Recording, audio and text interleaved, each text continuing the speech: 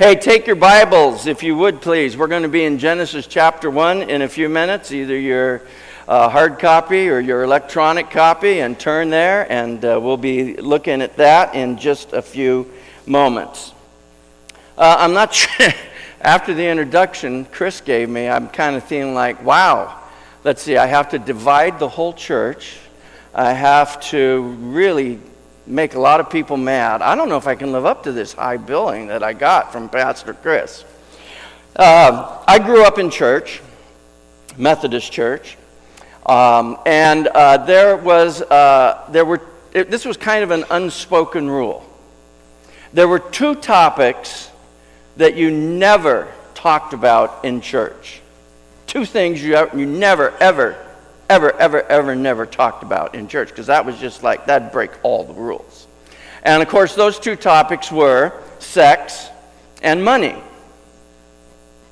Well, today, we're not talking about money.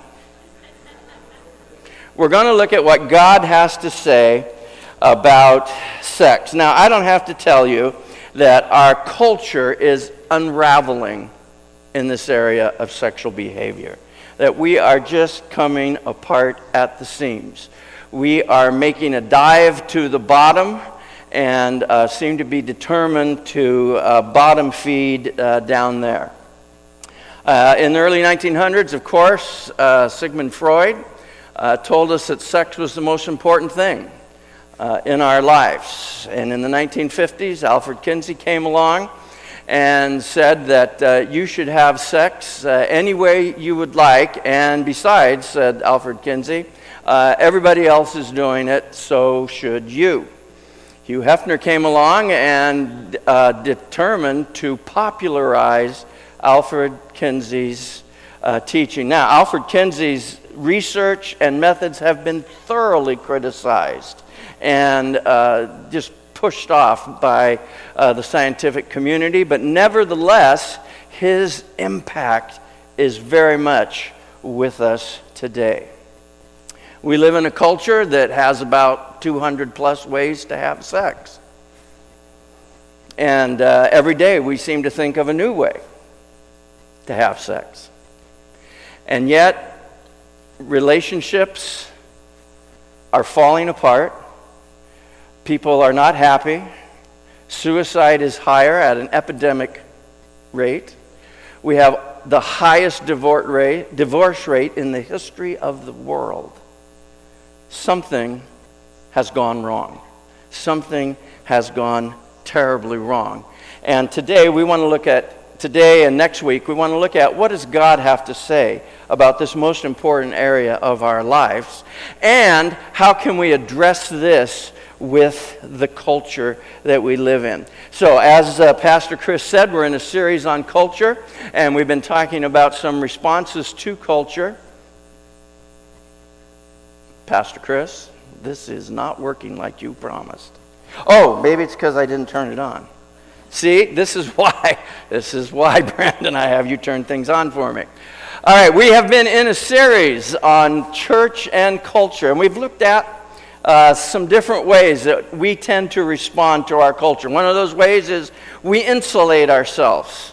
We isolate, rather. We remove ourselves. We put up walls. We bunker in, and we don't have any contact with our culture. Another way that we say we deal with culture is we inoculate ourselves. We convince ourselves that it's okay, it's safe to mix with the culture, to do cultural things, and it won't affect us at all. The problem with that is then we become very much like the world. You can't tell us apart from the world. So here's the believer that has inoculated himself. There's the believer on one side. Look closely. And there's the non-believer on the other side. Look closely. Yeah, there's no difference between the two. This is a problem. When there's no difference between us and the culture that we live in, we don't have an impact on the culture. So if we're going to make any kind of dent in the culture that we live in, we have to be distinct from our culture that may not be popular, that may not be fun, that may hold us up to ridicule sometimes or condemnation, but we have to look different from the culture that we live in. And then the third option, the one we're recommending, is that we insulate ourselves. When you insulate yourself, like the fellas here, you put on a heavy jacket, but you go out into the cold. And the heavy jacket protects you from the cold. It keeps you insulated. So you're out there interacting with the culture, among the culture, having a witness to the culture, but you're insulated against the impact of the culture. Now that's tough to do. That is really, really hard to do. To rub shoulders with people, to love people who are sometimes very difficult to love, people who are sometimes very far from God, and they let you know that.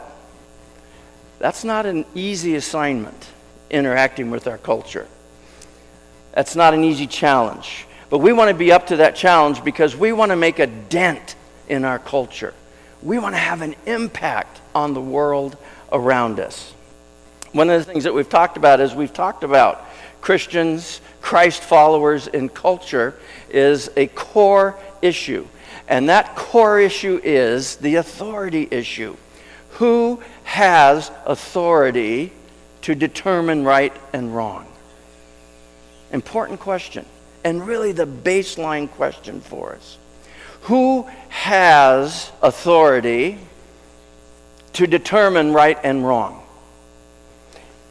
Is it popular culture? Do we determine right and wrong by a vote or a poll? Do I determine right for myself, what's right for me and what's right for you? That's okay? Is that how we determine right and wrong? If the whole society says something's right, does that make it right? And before you say, yeah, sure, to that, remember that's the argument that the Nazis used to exterminate Jews. The Nazis determined that was right. And because they decided that was right, they acted on that belief.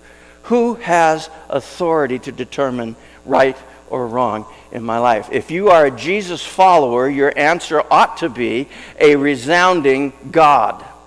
God has the authority in my life to say what is right and what is wrong. God has authority to determine what is right and what is wrong in my life.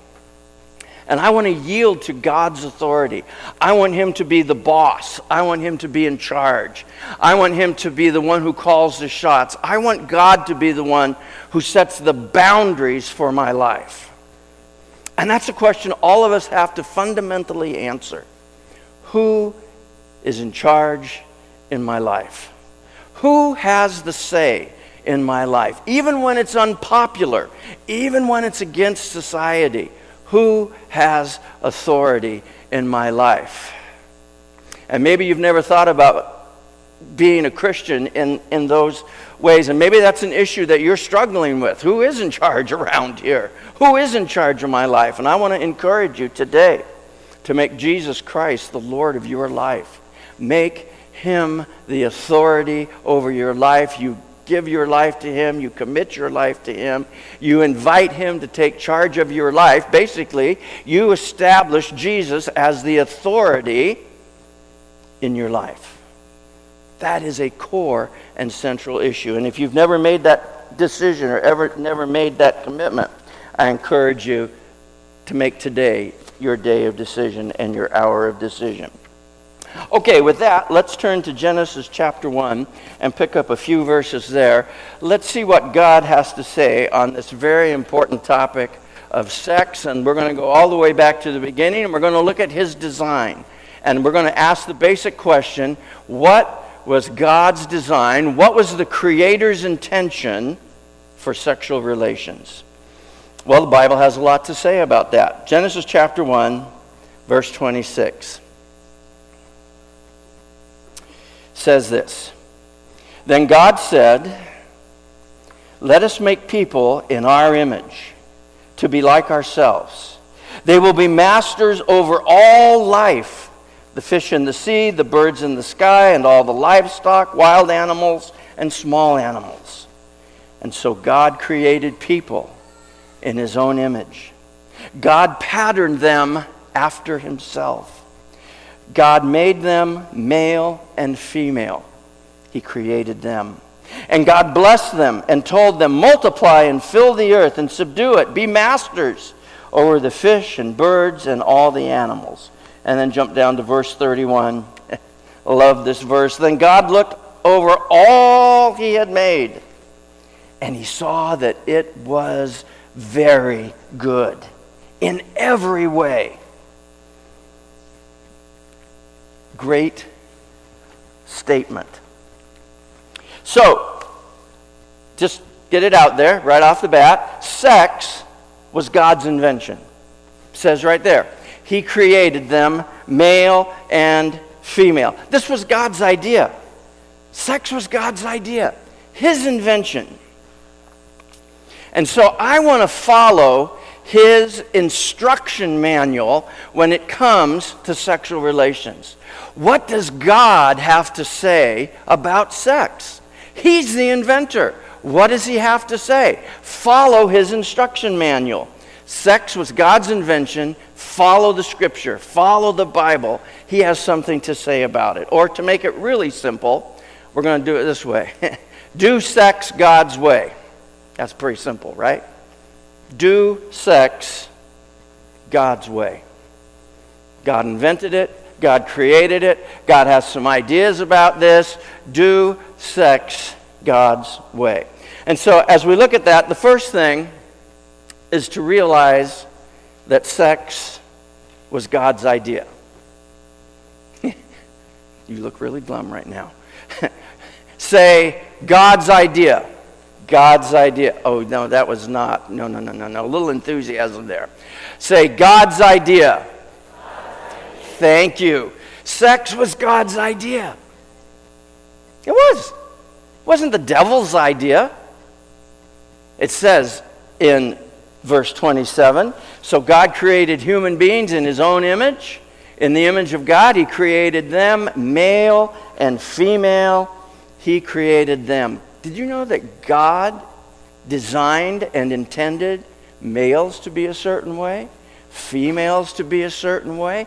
That was part of God's design?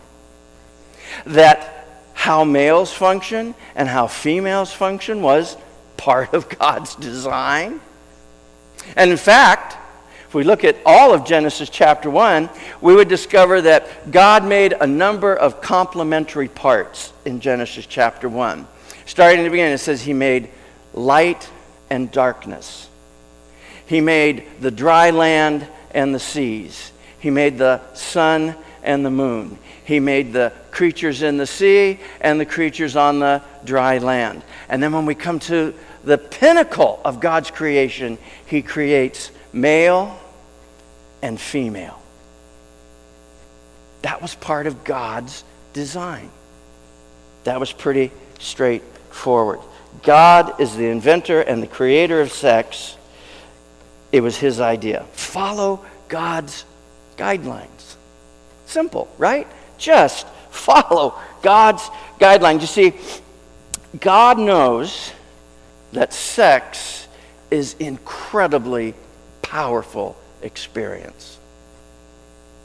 I'm also, now I don't have this on direct revelation, but I'm pretty sure, okay, that when, God was making male and female, I'm pretty sure he laughed, he chuckled, and said something like, they're going to have a lot of fun with this. Pretty sure that's what the conversation was in heaven.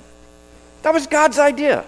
Sex is God's idea. And if it's God's idea, this very powerful experience is God's idea, God probably has some boundaries that he's going to set around it for our protection. Right? It's like, parents, you told your kids, don't play with fire. We live in the Northwest. We just had a devastating summer of wildfire. Don't play with fire. But fire is a good thing. I cook my food with fire. I warm my house with fire. All kinds of great things we do with fire. Is fire bad? No. Fire in the right place, used appropriately, is a great blessing. But used out of those bounds, in a dry forest, out of control, and destruction happens.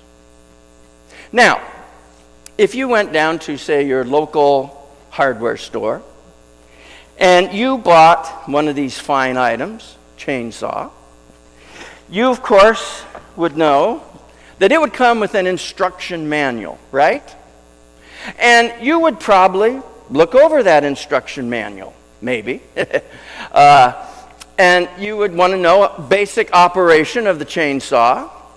And you might, just because, this thing can cause some damage, there might be some things you want to avoid with the chainsaw.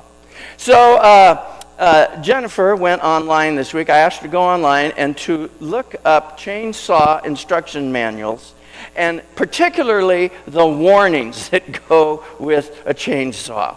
And here are just a few of those warnings that go with the use of a chainsaw. Okay? You should not use a chainsaw if you are passed out drunk. That is a bad idea. I'm not kidding. This was in an instruction manual that Jennifer found. Don't do that. Okay, here's another one. Do not use the chainsaw on your leg. Hey, there we go. There's a good idea. That might be a little dangerous, okay? Here's another. Oh, whoops, I got ahead of myself. That is sensitive. Here's another one. This one is don't use a chainsaw to cut metal. That's what that's supposed to represent. Do not cut any, don't hack up your car. Don't cut through a metal beam with your chainsaw. Bad idea. And then finally, of course, don't cut down a tree so that it hits a power line. Bad idea. So we would say, yeah, that makes sense. The manufacturer is smart. But what if, just for laughs, what if we were to say, like our culture says, those rules about using a chainsaw are so outdated. That is so cramping my style. I mean, this is the 21st century. Free chainsaw for everybody. And I'm not going to use a chainsaw. You can't dictate to me how I'm going to use a chainsaw. I'm going to use a chainsaw to clean my teeth. How's that going to work for you? Well, it'd probably clean your teeth. Might clean out your whole mouth. Maybe your head. See, we would never do that. We would never say that with a chainsaw. We would never say, I'm going to use that to clean my teeth, and you can't tell me otherwise. That's the way I'm going to clean my teeth. We would never say that. And yet when it comes to sex, we say to God, don't you dare tell me how I'm to use sex. Don't you dare dictate to me the parameters and the boundaries that keep sex safe. See, when we do sex God's way, we follow His instruction manual, just like with the chainsaw, blessing results. But when we don't follow God's instruction manual, when we don't do it God's way, we get in all kinds of trouble. Okay, second thing that I think God would want us to know is know that sex God's way works. It works great. Sex God's way works great. Say with enthusiasm, it works. Fernbacher, you said nothing. I want a little more enthusiastic participation here. All right? It works. When we use this powerful experience that God has given to us in the way that God intended, it really works.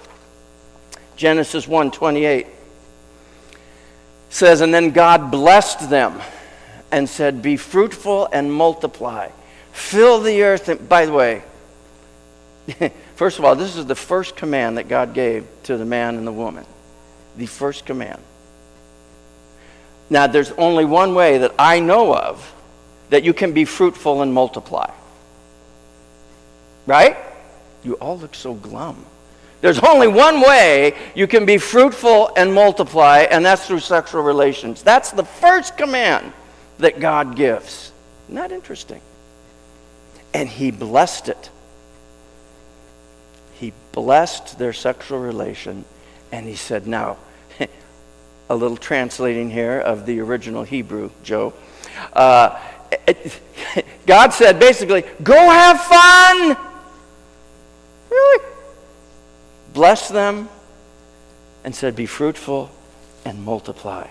Sex, God's way, works. Now, in the 21st century Western world, we study everything ad nauseum, right? We have sociologists and social scientists and important people in universities that study all kinds of things about human behavior, right? And so, guess what? There are all kinds of studies out about sexual behavior and the impact of sexual behavior. Well, let me give you a couple tips, a couple bits of information from those various studies about the whole area of sexual relations. When sociologists and social scientists asked people about their personal sexual fulfillment, you know who rated at the top of that chart? Persons in a monogamous marriage who had waited until marriage to become sexually active. Those people reported the greatest sexual fulfillment.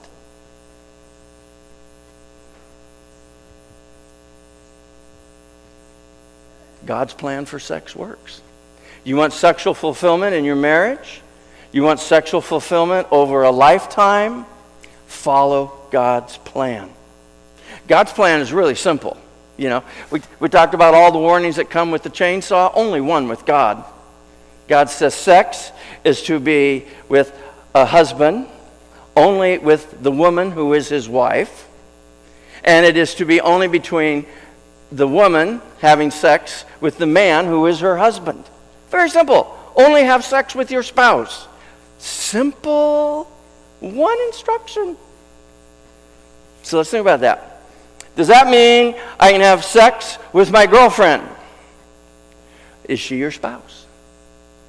No, she is not your spouse. Okay, that's out of bounds. Does that mean I can have a sexual relationship on the side? Is that person your spouse? No. Don't have sex with that person. Does that mean I can have all kinds of crazy things that our culture is putting forward for sexual behavior? No. Very simple instruction. One man, one woman, monogamous sexual relation for life. You want sexual fulfillment in your life? I won't ask you to shake your head or raise your hand on that one, Fehrenbacher. If you do, do it God's way. Do it God's way. Sex, God's way, works. It works. By the way, marriages that go the distance, same category. Monogamous relationship, were sexually abstinent before marriage. Found that those were the marriages that lasted and could go the distance. There's something about that dynamic. There's something about living within God's boundaries, that God's blessing flows onto your life, and He blesses your life. See, we think this, we get this idea that, I can do whatever I want. Don't tell me what to do. And the truth is, you're cheating yourself. Because when you do it God's way, it works. Sex, God's way, works. Finally, understand your high calling. Genesis 1:31 says, and God looked over all that all that he had made, and he saw that it was very good. And evening passed and morning came, marking the sixth day. And then go back to verse 26, and I want to pick up on this one for a moment, where God says, let us make human beings in our image. Humans are the only ones that God says that about, of all his creation. He doesn't say that about any of the animals, none of the plants, not the light, not the darkness, not the sun, not the moon. Only humans are created in God's image. What an incredibly high calling. And what does that mean, to be in God's image? Well, in the ancient world, there would be a temple to the god, the pagan god. And in that temple, you would have an image of the god to represent the god to the people. Notice what God has done. He says, heaven is my throne, earth is my footstool, creation is my temple. All of creation is God's temple. And in the middle of that temple, God places his image to reflect his goodness and his care and his love to creation. And that's you and me. His human creatures are his image bearers, representing him to his creation. Now, of course, if you read on in Genesis, you'll read that we blew that royally. We rebelled against God. We said we're going to do our own thing, and that's resulted in a lot of problems. But that high calling is still there. You are created in God's image. Male and female together as partners are created in God's image. That means they're equally created in God's image. She's not lesser than him. Both are created in God's image. And the picture is that without each other, they're not complete. Both are needed to reflect God's goodness and his love and his care to the creation. Male and female. I mean, after all, in 1 Peter 3, verse 7, Peter will say to husbands, live with your wives in an honorable way. And then he'll say to honor her as a fellow heir of the grace of life. She is a fellow heir with you, with me, of the grace of life. Meaning she's my equal partner. She equally reflects God's image. Differently, but equally in the world. And men, we're challenged, we're told, honor your wives. Treat her with respect. Honor her. Care for her. Love her. Value her. And Peter even says, guys, if you don't do that, don't expect your prayers to be answered. You treating your wife bad? You putting her down? You dishonoring her? You verbally abusing her? You harming her? God says, guys, don't expect your prayers to be answered. You treat her with honor. You treat her with respect. You treat her with value. She is a fellow heir, a fellow image bearer, bearing the image of the Creator to the world. And together, when husband and wife come together they reflect God's image uniquely to the world.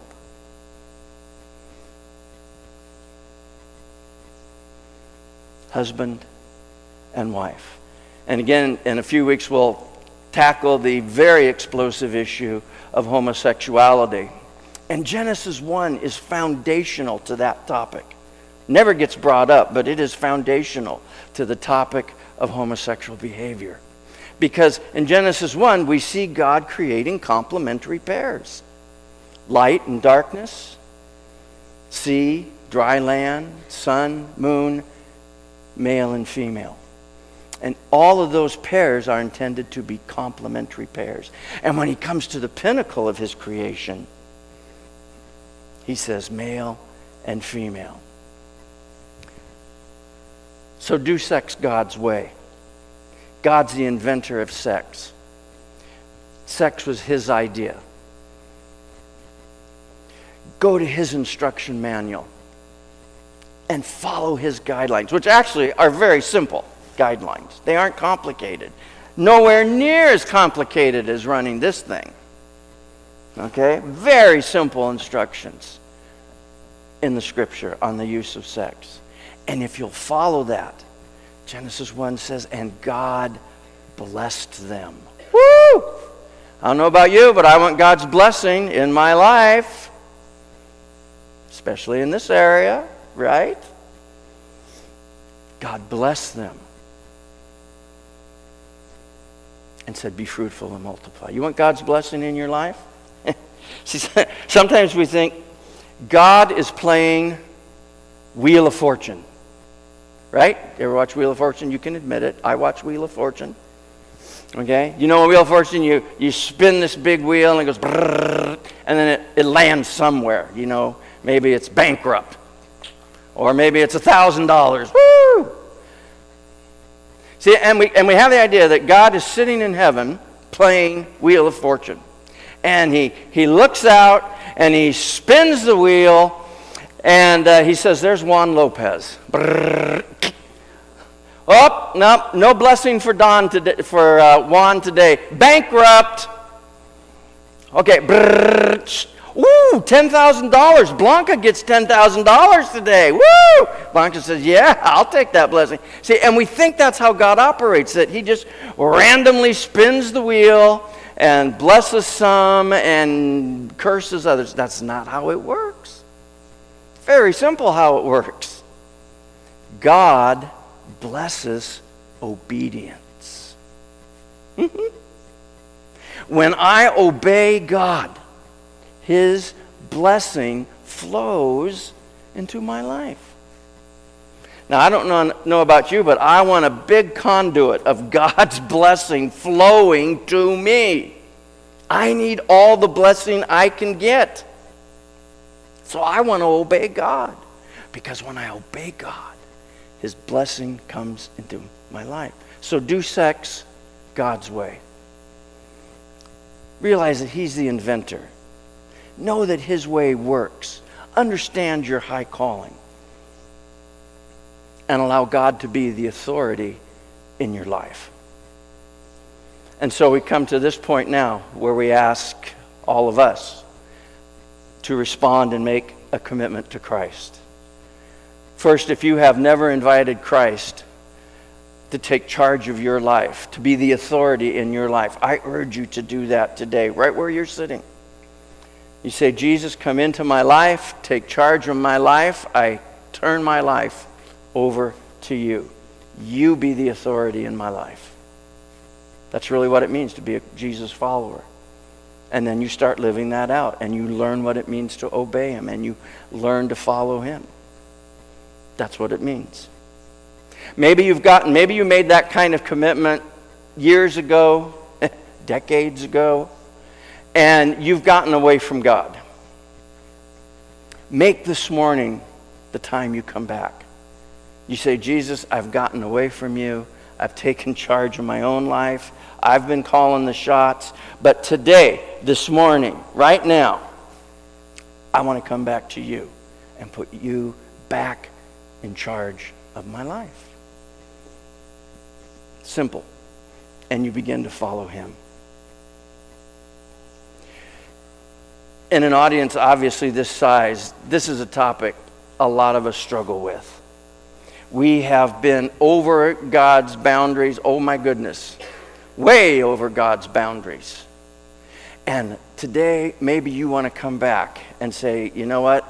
I have pushed God's authority out of my life. I've stepped over those bounds, and today I want to come back and I want to walk with Jesus. I want to do the right thing, and I want God's blessing to come into my life. And you can do that today. No matter how far you've drifted, no matter what you've done, you can come back today and say, Lord, take charge of my life. I'm coming back to you. This has been an area of struggle for me, you say. And I'm going to turn this over to you. I'm going to surrender this part of my life to you. You can do that. Will you do that this morning? Let's bow for a moment of prayer. As we bow our heads and close our eyes, I'm going to ask you, just privately, between you and God, to directly do business with God. Whatever it is that you need to settle or take care of, do that right now. Do you need to come to Christ, give your life to Him? Pray quietly in your heart. Pray to God and invite Jesus to come into your life. Ask Him to forgive your sin. Invite Him to be in charge and to be the authority in your life. Do you need to come back to God? You can do that right where you're sitting. Is this particular area been difficult for you? And you found yourself way out of bounds. And you have found yourself way out of the guidelines. But today, you can choose to come back.